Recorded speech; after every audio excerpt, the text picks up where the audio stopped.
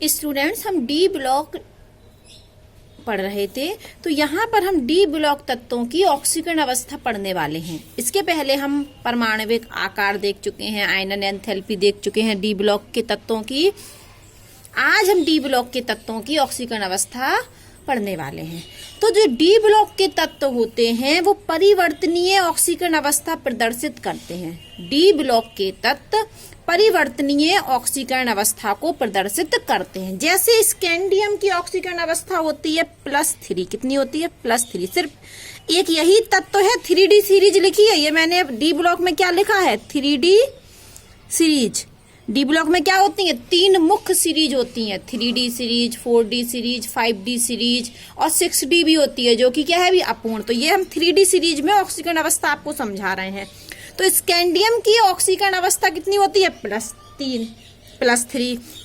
जबकि टाइटेनियम जो होता है, तो टाइटेनियम की +2 भी हो सकती है, +3 भी हो सकती है और +4 भी हो सकती है। और +4 वाली होती है इसकी स्टेबल। ये वाली क्या होती है? स्टेबल।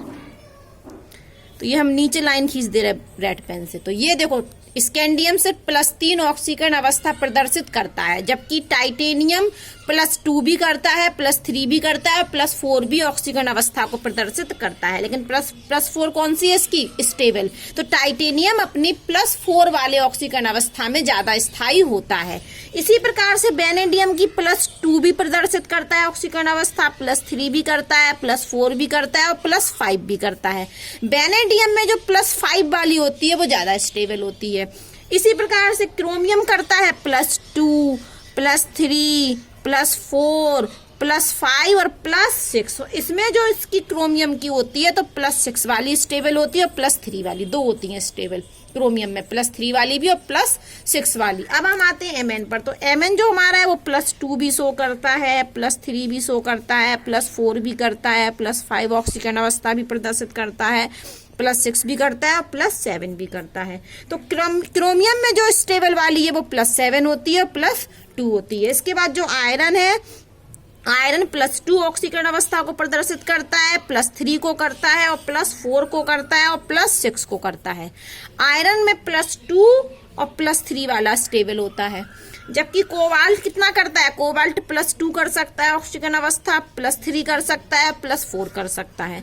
तो ये 2 और 3 वाली इसकी क्या है? स्टेबल है। इसी प्रकार से निकेल +2 करता है, +3 करता है, +4 करता है। लेकिन निकेल में +2 वाली क्या होती है? स्टेबल होती है। कॉपर करता है सिर्फ +1 और +2 और +2 वाली होती है कॉपर की स्टेबल। जबकि जिंक सिर्फ +2 करता है।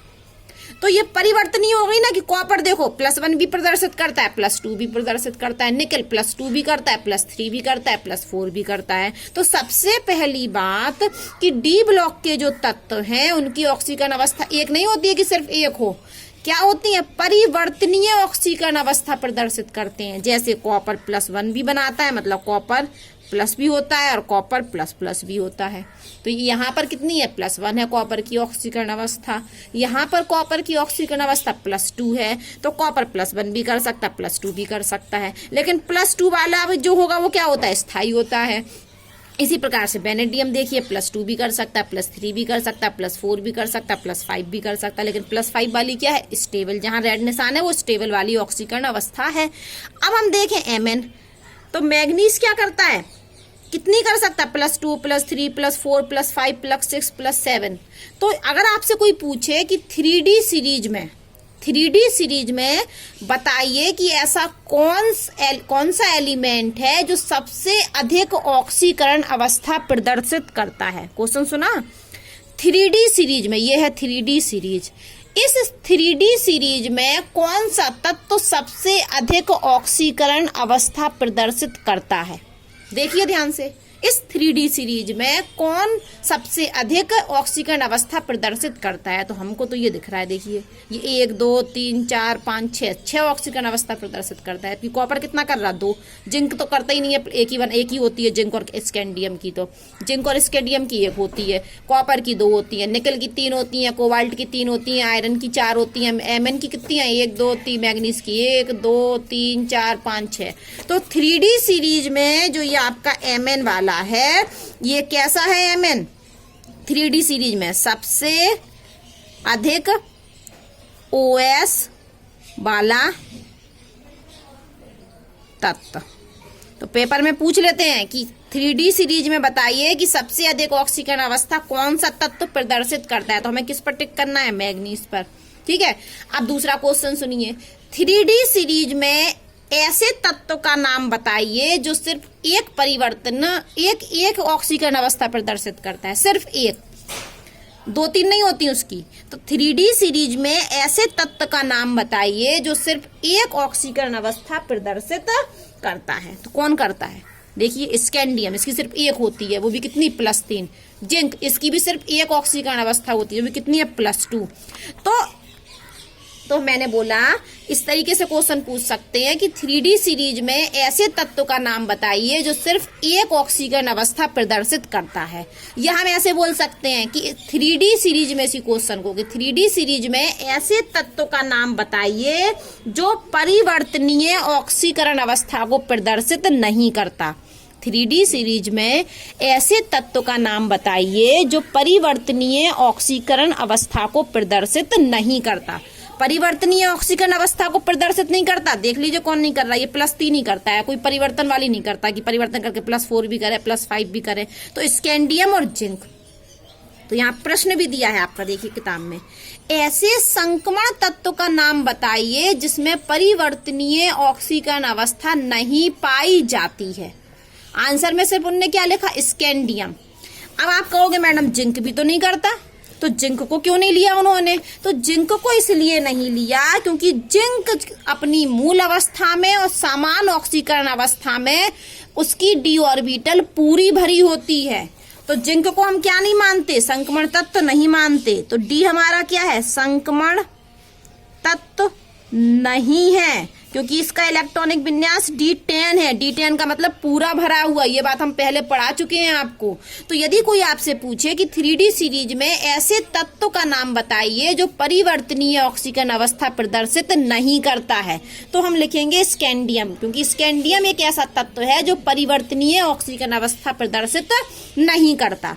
हाँ, जिंक भी है जो परिवर्तनीय ऑक्सीकरण अवस्था प्रदर्शित नहीं करता, लेकिन वो संक्रमण तत्व नहीं है, क्योंकि जिंक अपनी मूल अवस्था में भी उसका d ऑर्बिटल पूरा भरा हुआ है और समान ऑक्सीकरण अवस्था में भी उसका d ऑर्बिटल पूरा भरा हुआ है।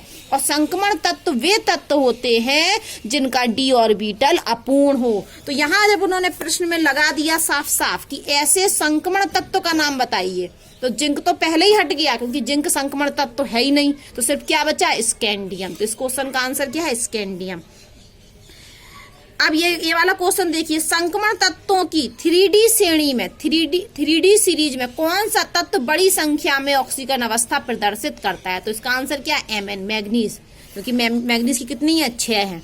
बड़ी संख्या में ऑक्सीकरण अवस्था प्रदर्शित करता है, तो आंसर मैग्नीज है। और यदि वो कहें कि कौन सा तत्व है जो परिवर्तनीय ऑक्सीकरण अवस्था प्रदर्शित नहीं करता, तो हम स्कैंडियम पे टिक करेंगे। हाँ, जिंक भी नहीं करता, लेकिन जिंक क्या है? संक्रमण तत्व नहीं है। अब इतना समझ में आ गया? क्या समझ में आया? कि डी ब्लॉक के तत्व परिवर्तनीय ऑक्सीकरण अवस्था प्रदर्शित करते हैं। तो हमने डी ब्लॉक में 3D सीरीज ली और 3D सीरीज में आपको बताया कि स्कैंडियम +3 ऑक्सीकरण अवस्था प्रदर्शित करता है, टाइटेनियम +2, +3 और +4 करता है। और जहां जहां रेड लाइन लगाया है हमने, वो उसकी क्या है? ऑक्सीकरण अवस्था स्टेबल वाली है। फिर हमने कहा कि Mn एक ऐसा तत्व है 3D सीरीज में जो सबसे अधिक ऑक्सीकरण अवस्था प्रदर्शित करता है। फिर मैंने कहा कि स्कैंडियम और जिंक ऐसे तत्व हैं जो परिवर्तनीय ऑक्सीकरण अवस्था प्रदर्शित नहीं करते। फिर यदि क्वेश्चन में आया कि ऐसे संक्रमण तत्व का नाम बताइए जो परिवर्तनीय ऑक्सीकरण अवस्था प्रदर्शित नहीं करते, तो हम सिर्फ आंसर में स्कैंडियम को लिखेंगे, जिंक को नहीं लिखेंगे, क्योंकि जिंक संक्रमण तत्व नहीं है। लेकिन हाँ, वैसे जिंक भी परिवर्तनीय ऑक्सीकरण अवस्था प्रदर्शित नहीं करता। अब हम आपको बताने वाले हैं कि डी ब्लॉक के तत्व क्यों करते हैं परिवर्तनीय ऑक्सीकरण अवस्था को प्रदर्शित। डी ब्लॉक के तत्व क्यों करते हैं परिवर्तनीय ऑक्सीकरण अवस्था को प्रदर्शित। ध्यान से सुनना, नोट लगा है कि संयोजी इलेक्ट्रॉन आप जानते हैं क्या होते हैं? बाहरी कोश के इलेक्ट्रॉनों को हम संयोजी इलेक्ट्रॉन कहते हैं। और संयोजी इलेक्ट्रॉन ही बंध बनाने में भाग लेते हैं। बाहरी को, सबसे बाहर वाली कक्षा के इलेक्ट्रॉन को हम संयोजी इलेक्ट्रॉन कहते हैं। संयोजी इलेक्ट्रॉन ही बंध बनाने में भाग लेते हैं। तो डी ब्लॉक में संयोजी कक्षा कौन सी होगी? एनएस वाली। ये बाहर वाली होती है ना एनएस, तो ये एनएस में जितने इलेक्ट्रॉन होते हैं वो होते हैं हमारे संयोजी इलेक्ट्रॉन।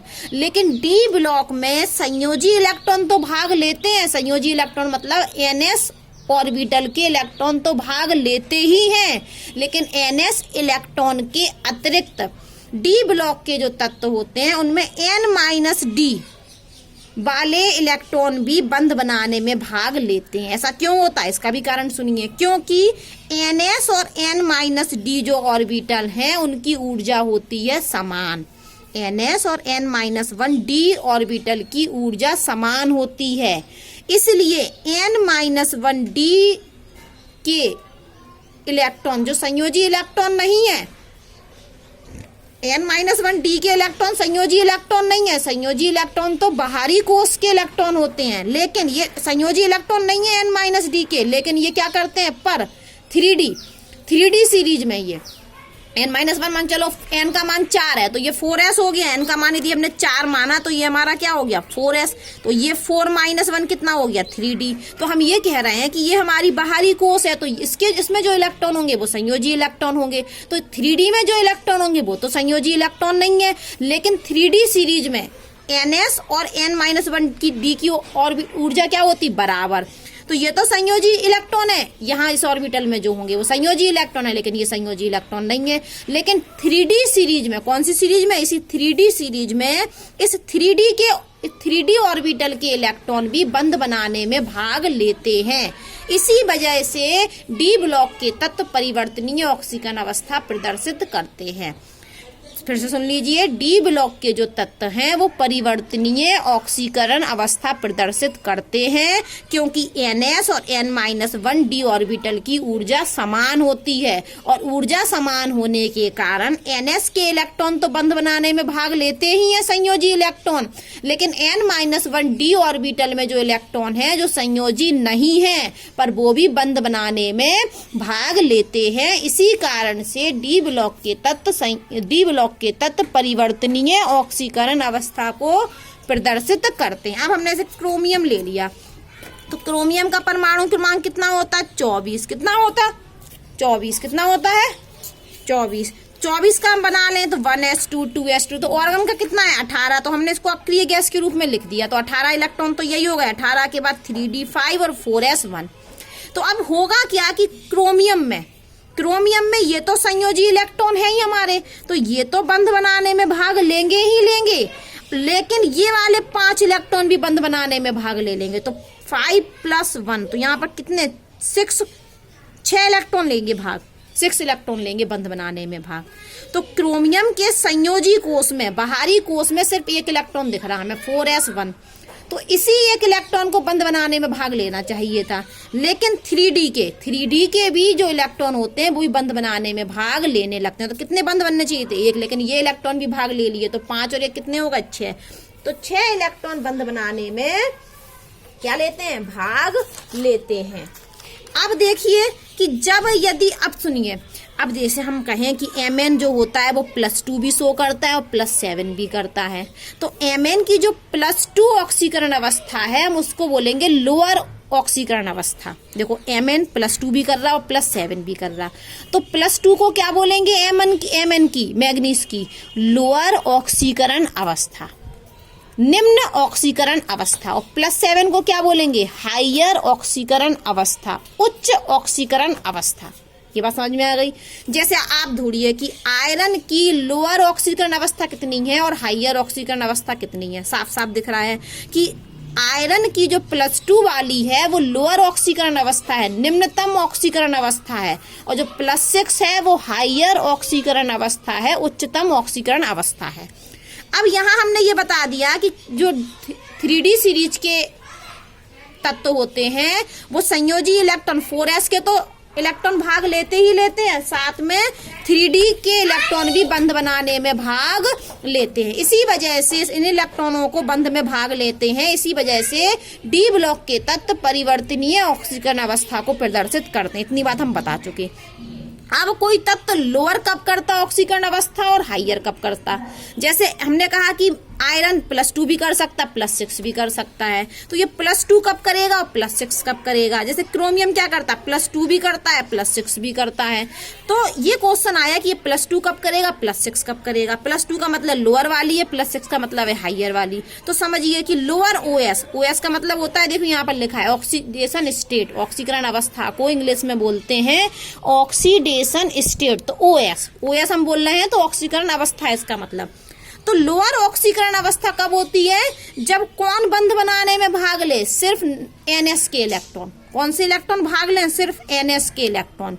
तो उस समय तक तो अपनी लोअर ऑक्सीकरण अवस्था होती है।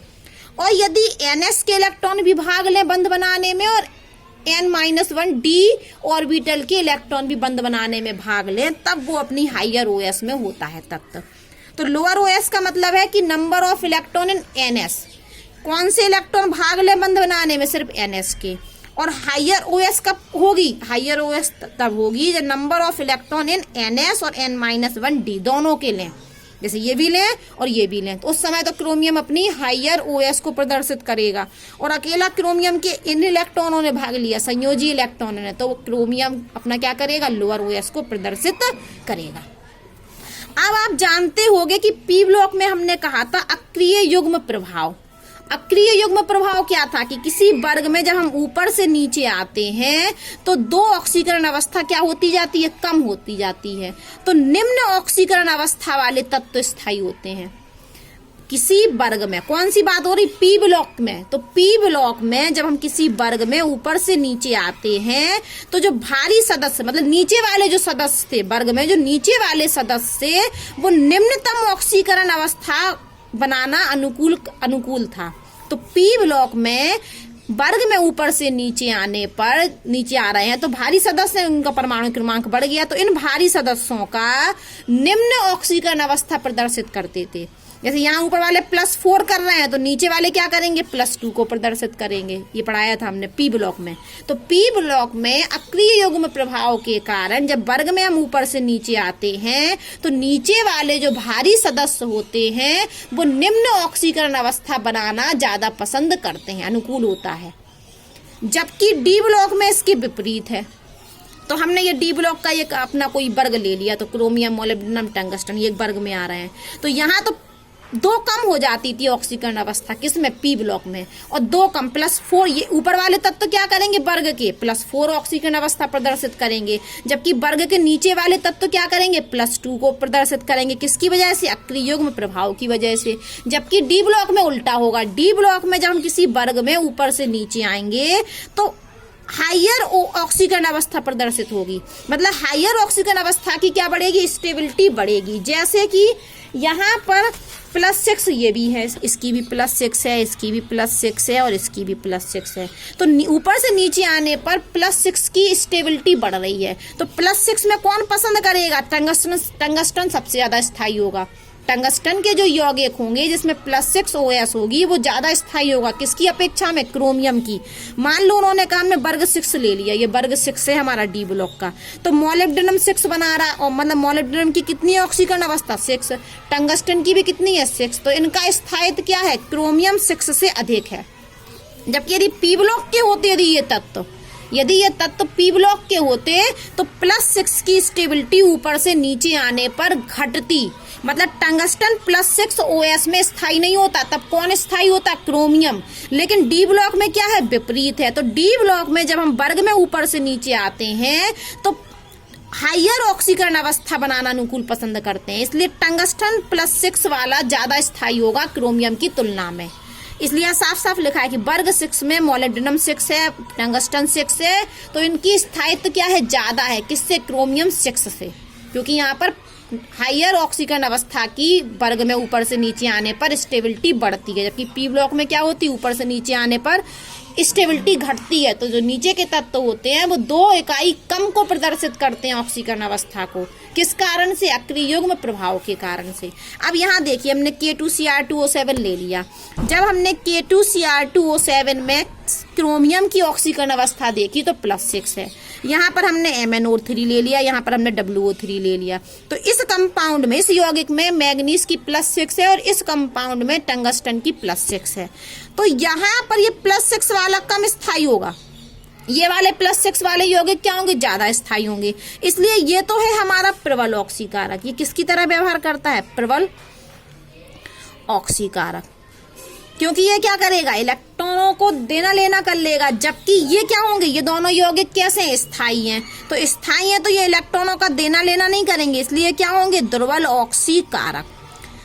ऑक्सीकारक क्या होते हैं, जो दूसरों को क्या कर दें, ऑक्सीकृत, और अपना क्या कर लें, अपचयन।